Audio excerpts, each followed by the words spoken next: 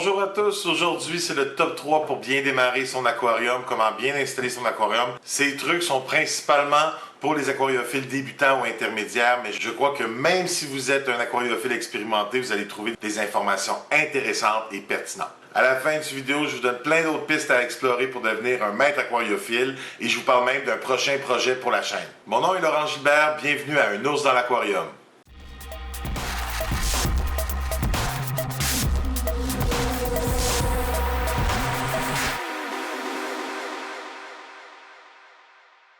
En aquariophilie, il y a une multitude de méthodes. Chaque aquarium est différent. Le fait qu'on a plusieurs plantes différentes, qu'il y a une variété incroyable de poissons possibles, qu'on puisse mettre plein de décors différents, plein de sols différents, ça fait en sorte que les méthodes en aquariophilie vont varier, qu'il n'y a pas une méthode unique pour répondre à tous nos aquariums. Mais les règles de base sont les mêmes pour tous. Plus on les maîtrise, ces règles de base-là, plus qu'on devient expérimenté et on peut s'affronter à des défis plus grands.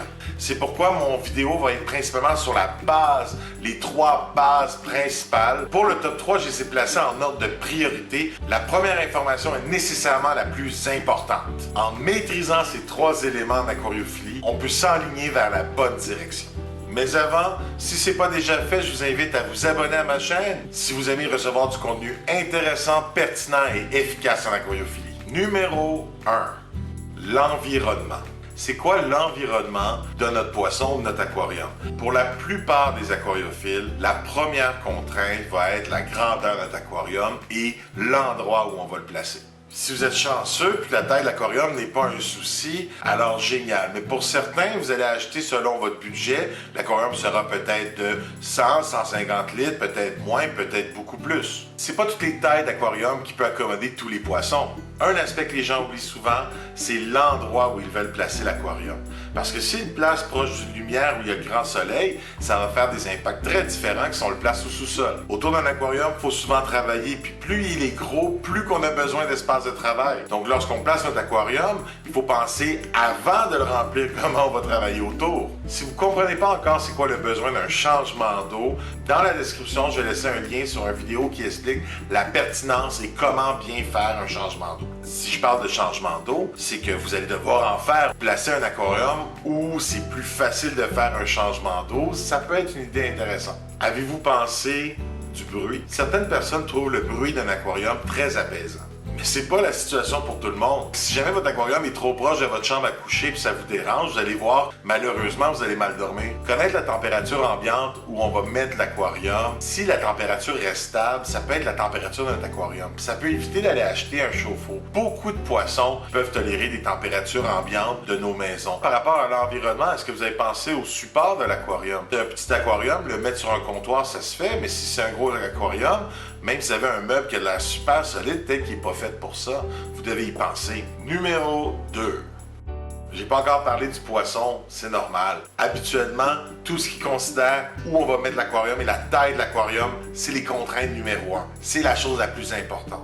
Ensuite, une fois que ça c'est répondu, vous pouvez parler alors de quel poisson vous intéresse. Selon la grandeur de l'aquarium, vous allez être limité dans vos choix peut-être. C'est là que la recherche est un très bon ami. Chaque espèce de poisson nécessite des grandeurs d'aquarium variées. La température peut changer, le pH, la dureté de l'eau. En passant par rapport à la dureté de l'eau, si c'est pas clair pour vous comment on calcule le KH ou le GH, j'ai une vidéo aussi que je vais vous mettre en description si ça vous intéresse. Personnellement, la pire erreur que vous pourriez faire, si vous voulez un aquarium puis vous voulez vraiment travailler dans l'aquariophilie de façon sérieuse, c'est de rentrer dans un magasin de poissons ou une animalerie et demander au vendeur quels seraient les meilleurs poissons pour vous. La réalité, c'est que chaque maison est différente. Les paramètres de l'eau dans l'approvisionnement peuvent changer d'une région à une autre. C'est plus à vous de répondre à cette question-là. C'est quoi que vous avez besoin?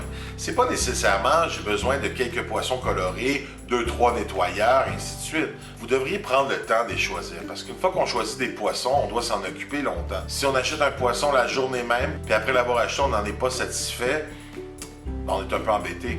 Il y a des poissons qui sont franchement plus difficiles que d'autres à entretenir. Il y a des poissons qui sont très capricieux côté nourriture. Faire une recherche sur les poissons qui vous intéressent, c'est assez intéressant. Puis si vous n'avez pas d'idée, allez voir des top 10 ou les top 5 des poissons les plus faciles, les poissons pour débutants, des plantes pour débutants. Ça va donner beaucoup d'informations et des petites pistes de réflexion. Numéro 3. la filtration. On a l'environnement, on a le poisson lui-même et on a après tout ce qui parle du traitement des déchets. Rapidement, le principe de la filtration, les gens ne réalisent pas toujours que la filtration se fait à travers tout l'aquarium, principalement dans le filtre, mais vraiment à travers tout l'aquarium. Les poissons, lorsqu'ils se nourrissent, vont créer des déchets. La nourriture que les poissons n'ont pas mangée crée des déchets. Et ça va créer de l'ammonium ou de l'ammoniac, du NH4, du NH3. Ces molécules-là sont pas très bonnes pour les poissons. Ce qui est vraiment le fun, c'est que dans notre aquarium, on a des bactéries qui vont se développer, qui vont aller consommer cet ammonium-là pour le créer en nitrite.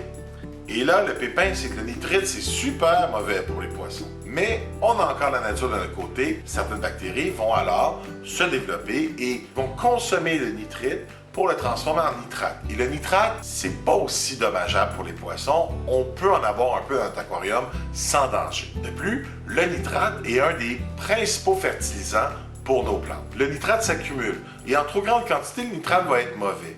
Donc, pour ça qu'on fait des changements d'eau. Alors, on enlève le nitrate avec les changements d'eau. On doit quand même transformer nos déchets en nitrate. Et c'est là le filtre. Vous devez voir le filtre comme étant une maison à bactéries. Donc, le but, c'est de maximiser nos bactéries. Si vous avez un filtre que vous avez déjà tout acheté, aucun problème. Si vous avez fait un filtre par vous-même, ça peut très bien se faire. En passant, il y a plein de trucs pour faire des filtres peu chers et très efficaces. Le filtre va souvent se diviser en 3 parties. La première partie, c'est le filtre mécanique. Dans le filtre mécanique, principalement, on cherche à enlever les gros morceaux, garder seulement notre eau la plus limpide possible. Cette eau, après, passe dans un filtre qui est le filtre biologique. Et la filtration biologique est clairement la chose la plus importante dans la filtration. C'est l'endroit où nos bactéries vont le plus se développer. Il faut penser à certains produits qui vont créer cette surface-là. Les roches volcaniques, c'est très poreux, il y a des morceaux de coraux, il y a plein de produits déjà créés dans cette fonction-là. Le but, maximiser la surface pour avoir plus de bactéries. Dernière étape de la filtration, c'est la filtration chimique. Puis pour être franc, la filtration chimique, moi, je l'utilise jamais. On peut s'en passer. L'aquarium, c'est un écosystème et qu'un équilibre va s'établir. La nature va faire son cours. Faites confiance à la nature. Si vous utilisez trop les produits chimiques pour équilibrer la qualité de votre eau, vous empêchez un peu à votre système de trouver son propre équilibre et vous empêchez le système de travailler pour vous. Donc, le filtre, c'est une maison à bactéries, c'est une place où on va faire la filtration mécanique, la filtration biologique et peut-être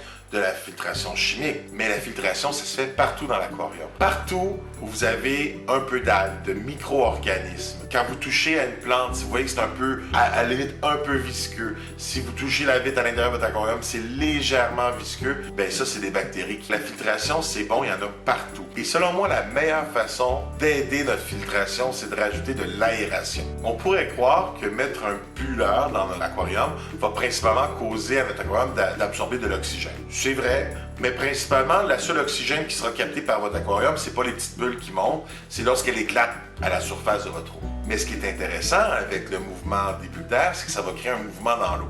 Donc, ça va forcer à l'eau à faire des mouvements et empêcher d'avoir des zones, on pourrait dire, mortes, où le courant est faible et les produits néfastes pourraient s'accumuler. D'autres pistes à explorer qui vont faire varier la méthode que vous allez utiliser en aquariophilie, c'est est-ce que vous voulez avoir des plantes?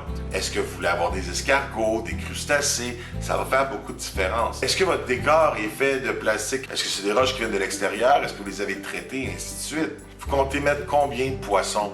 C'est une chose, une grosseur, mais combien de poissons? Est-ce que vous voulez avoir une communauté différente d'espèces? L'éclairage, c'est important si on a des plantes.